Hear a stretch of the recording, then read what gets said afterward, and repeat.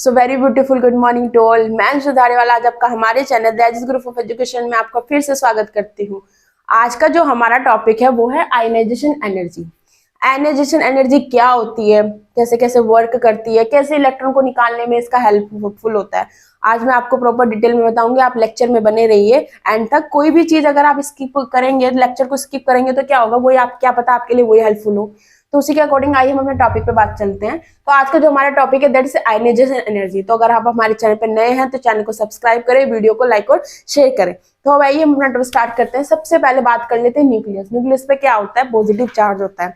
Electron पे क्या होता है, नेगेटिव चार्ज होता है। देखो अगर ये न्यूक्लियस है, न्यूक्लियस के आप जानते हैं कि न्यूक्लियस के अराउंड क्या होते हैं, इलेक्ट्रॉन्स रिवॉल्व करते हैं।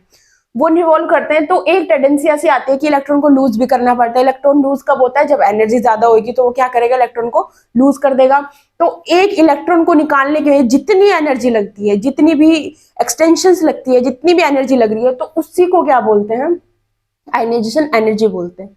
तो इनके बीच में क्या होता है, इलेक्ट्रोस्टैटिक फोर्स होता है, एक फोर्स ऑफ अट्रैक्शन होता है। क्योंकि जो न्यूक्लियस और इलेक्ट्रॉन के बीच में जो बॉन्डिंग होती है फोर्स की, वो क्या होती है, बहुत ज्यादा स्ट्रॉन्ग होती है। वो इजीली ब्रेक हम नहीं कर सकते। तो उसी का फॉर्मूला होता है that is force equal to K Q1 Q2 upon are square. F इसमें क्या है, फोर्स है, के क्या है, कांस्टेंट है, Q1 Q2 क्या है, चार्जेस है, और आर इसमें क्या है, रेडियस है। Radius between nucleus two electron. Okay अब बात कर लेते हैं कि इसकी डेफिनेशन क्या होगी, क्योंकि आपको लिखने के लिए भी चाहिए। तो थ्योरी को बताने के लिए मैंने आपको डेफिनेशन बताती हूँ। That is amount of energy required to remove the valence shell. Valence shell के लास्ट इलेक्ट्रॉन तक जितनी भी एनर्जी लग रही है एक इलेक्ट्रॉन को निकालने के लिए, उसी को आयनाइजेशन एनर्जी कहते हैं। Electron of an isolated neutral gases. इसका मीनिंग क्या होता है, आइसोलेटेड न्यूट्रल गैसेस का मतलब क्या होता है, जो गैस होती है, आपने देखा होगा गैस जो होती है वो कहीं भी मूव कर सकती है।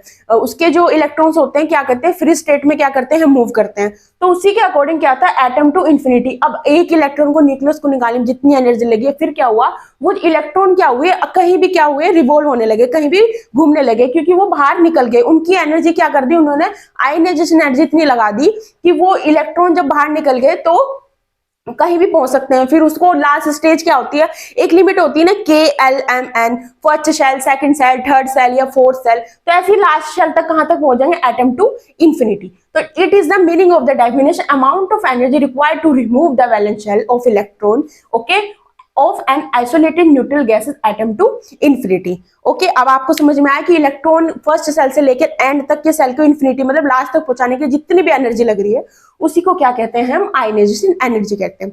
अब बात कर लेते हैं हम, जैसे कि सपोज ये एक एलिमेंट है, हम रिएक्शन के बेस पे बात कर लेते हैं। जैसे ये कि एक एलिमेंट है, एलिमेंट को हमने यहाँ पे M से डिनोट किया है। तो एक एलिमेंट में से हम क्या कर रहे हैं, एक इलेक्ट्रॉन को बाहर निकाल रहे हैं। अगर हम एक इलेक्ट्रॉन को बाहर निकाल रहे हैं तो इलेक्ट्रॉन के ऊपर तो नेगेटिव चार्ज है, M के ऊपर क्या आ जाएगा, पॉजिटिव चार्ज आ जाएगा। तो उसी के बेस पे बात कर लेते हैं। अब क्या होती है यहाँ पे हम डेल्टा एच क्या होती है, डेल्टा एच हीट होती है। हीट को हम दो वे में ले सकते हैं, एक फर्स्ट ऑफ ऑल ले सकते हैं हम पॉजिटिव वे में, सेकंड वन ले सकते हैं हम नेगेटिव वे में। तो अगर हम हीट को यहाँ पे पॉजिटिव वे में लेंगे तो पॉजिटिव में क्या होता है, एनर्जी एब्जॉर्ब होती है। हीट क्या हो रही है, एब्जॉर्ब हो रही है। उसको हम किससे डिनोट करते हैं, डेल्टा एच से। तो ये पॉजिटिव आ गया। तो एनर्जी क्या हो रही है, इसमें एब्जॉर्ब हो रही है। जब एनर्जी एब्जॉर्ब होती है तो क्या होती है, एंडोथर्मिक। ठीक है, एंडोथर्मिक का मतलब होता है कि एनर्जी क्या हो रही है, अंदर आ रही है। तो उसी को बोलते हैं एनर्जी को एब्जॉर्ब करना, तो दैट इज एंडोथर्मिक। ओके तो अगर नेगेटिव में आ रहा है, डेल्टा एच अगर नेगेटिव में आ रहा है तो उसको क्या बोलेंगे, एनर्जी क्या हो रही है, उसमें रिलीज हो रही है। रिलीज का मतलब कि एक सब्सटेंस है उससे एनर्जी रिलीज निकल रही है, मतलब वो बाहर की तरफ निकल रही है। तो वो वन स्टेट में ना रह के अदर स्टेट में क्या कर रही है, वो मूव कर रही है। तो उसी को क्या करते हैं, एनर्जी रिलीज बोलते हैं। तो वो क्या होगी, आपकी एक्सोथर्मिक। एक्सोथर्मिक का मतलब होता है कि एनर्जी क्या हो रही है, वो बाहर निकल रही है, तो वो क्या होगी, एक्सोथर्मिक हो गई। अब एक चीज जो बहुत ज्यादा इंपॉर्टेंट है, आप ध्यान रखना, this is a very important line for the ionization energy. तो लाइन क्या है, ये जो डेल्टा एच होगा, आपसे पूछ सकते हैं कि डेल्टा एच आयनाइजेशन एनर्जी में कैसा होगा, क्योंकि लास्ट ईयर जो एग्जाम हुआ उसमें क्वेश्चन आया हुआ भी था, नीट के एग्जाम में क्वेश्चन पूछा भी गया है कि जो आयनाइजेशन एनर्जी होती है वो डेल्टा एच की, वो मतलब जो आयनाइजेशन एनर्जी में जो डेल्टा एच की एनर्जी होती है वो कैसी होती है, तो वो होती है पॉजिटिव। पॉजिटिव में मैंने आपको क्या बताया, एंडोथर्मिक, मतलब एनर्जी जो हो रही है क्या कर रही है, वो बाहर निकल रही है। ओके मतलब एनर्जी क्या हो रही है, बाहर नहीं, सॉरी, एनर्जी क्या हो रही है, जो अंदर आ रही है। एक्सोथर्मिक क्या होता है, बाहर। ओके तो इसी according delta H ionization energy क्या हुई, पॉजिटिव हुई। तो एंडोथर्मिक हुई। क्योंकि किस लिए हुई? क्योंकि एनर्जी क्या हुई, उसमें बहुत ज्यादा एब्जॉर्ब हो रही है, तो उसी को क्या कहा delta H ionization energy positive, that is endothermic. अब बात कर लेते हैं इनकी यूनिट्स क्या होती है, कि आयनाइजेशन एनर्जी में यूनिट्स क्या होती है, क्योंकि यूनिट्स का कहाँ यूज होता है, हम न्यूमेरिकल्स करते हैं 11th में 12th में, तो जो न्यूमेरिकल्स में यूनिट्स यूज होती हैं, तो वो यूनिट्स क्या क्या होती है, देखो 1 एटम इज इक्वल टू, अगर एक एटम में पूछ सकते हैं आपसे, तो एक एटम में यूनिट्स क्या हो सकते हैं, that is electron volt atom. ये क्या होती है, यूनिट होती है किसकी, आयनाइजेशन एनर्जी की। वन वर्ड में या फिर 1 MCQs में आपसे क्वेश्चन पूछ सकते हैं, तो चीजों को धीरे धीरे कॉपी में जो इंपॉर्टेंट क्वेश्चंस होते हैं या इंपॉर्टेंट लाइंस होती है उनको नोट करें, क्योंकि यहाँ क्या होता है आपके लिए बहुत ज्यादा हेल्पफुल होते हैं। Next one, that is 1 EV is equal to 1.6 into 10 to की पावर जूल। अगर आपसे पूछ ले कि इलेक्ट्रॉन आयनाइजेशन एनर्जी जो होती है वो जूल में कितनी होती है, तो वो जूल में होती है 1.6 इंटू 10 टू की पावर -19 जूल। ठीक है, अब बात कर लेते हैं कि क्या होता है आयनाइजेशन एनर्जी, आपको किलो जूल और पर मोल में भी हो सकती है। ओके, जो सबसे ज्यादा फेमस है, जो सबसे ज्यादा न्यूमेरिकल्स में यूज होती है, वो कौन सी वाली होती है, that is kilo joule per मोल।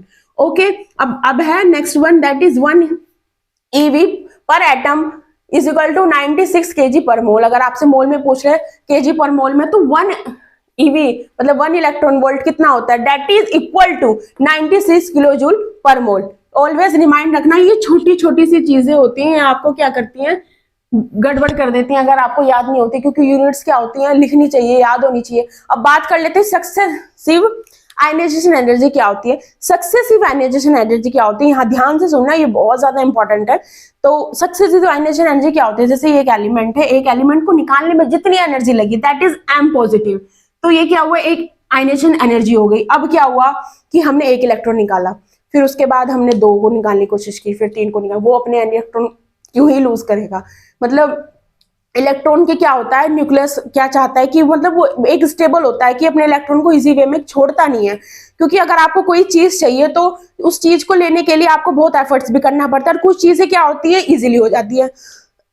जैसे कि एक इलेक्ट्रॉन है, एक इलेक्ट्रॉन, आपके पास बहुत सारी चॉकलेट्स हैं, फॉर एग्जांपल आप सपोज एक चॉकलेट तो आप डोनेट कर दोगे, सेकंड भी आप डोनेट कर दोगे, अगर किसी को चाहिए 1 दोगे, 2 दोगे या 3 दोगे, मैक्सिमम एक कंडीशन ऐसी आएगी कि आप देना ही बंद कर दोगे, नहीं मेरे को नहीं देना क्योंकि ये मेरी चॉकलेट्स है। तो ऐसे इलेक्ट्रॉन्स के केस में होता है कि एक इलेक्ट्रॉन लूज करेगा, फिर 2 इलेक्ट्रॉन लूज करेगा, 3 इलेक्ट्रॉन लूज करेगा, लेकिन मैक्सिमम ज्यादा इलेक्ट्रॉन लूज नहीं करेगा। तो क्या होता है, आयनाइजेशन एनर्जी एक कंडीशन पे आके क्या हो जाती है, ग्रेटर हो जाती है कंपेरिजन टू, अगर आपसे पूछ ले कि इसमें इनको ग्रेटर क्या है, और तो आयनाइजेशन हमेशा ध्यान रखना, जो आयनाइजेशन एनर्जी होगी सबसे पहले 3 वाली आएगी, फिर आयनाइजेशन एनर्जी 2 आएगी, फिर आयनाइजेशन एनर्जी सिंगल आएगी। तो ऐसे ही, तो अगर आपने एक इलेक्ट्रॉन लूज किया तो क्या हुआ, M2 पॉजिटिव आया, आयनाइजेशन एनर्जी कितनी हुई, 2 हो गई। ऐसे ही M2 पॉजिटिव हुआ तो आयनाइजेशन एनर्जी कितनी हो गई, M3 पॉजिटिव। ये क्या है, यहाँ पे मैंने एक एलिमेंट लिया हुआ है, ये सपोज है, क्योंकि क्या होता है फिर रिएक्शंस में इनका यूज होता है, तो उसी के अकॉर्डिंग M गिव्स एक इलेक्ट्रॉन प्लस M पॉजिटिव, क्योंकि यहाँ पे क्या हुआ, एक इलेक्ट्रॉन लूज हुआ, फिर यहाँ पे 2 इलेक्ट्रॉन लूज हुए, यहाँ पे 3 इलेक्ट्रॉन लूज हुए, तो उसी के अकॉर्डिंग आयनाइजेशन एनर्जी क्या हुई, ionization energy 1, ionization energy 2, ionization energy 3। अब आपसे पूछ ले कि इंक्रीजिंग ऑर्डर में कीजिए या डिक्रीजिंग ऑर्डर में कीजिए, तो क्या होता है, जो ionization energy 3 is greater than ionization energy 2 is greater than ionization energy. Okay, तो ये क्या हुआ, यहीं पे खत्म हुआ। तो आज का हम लेक्चर यहीं पे खत्म करते हैं। तो ये लेक्चर आपके लिए बहुत ज्यादा हेल्पफुल है, तो वीडियो को पूरा व्यू करने के बाद चैनल को लाइक जरूर, चैनल को सब्सक्राइब जरूर करें। तो मिलते हैं आपसे नेक्स्ट वीडियो में। Thank you so much.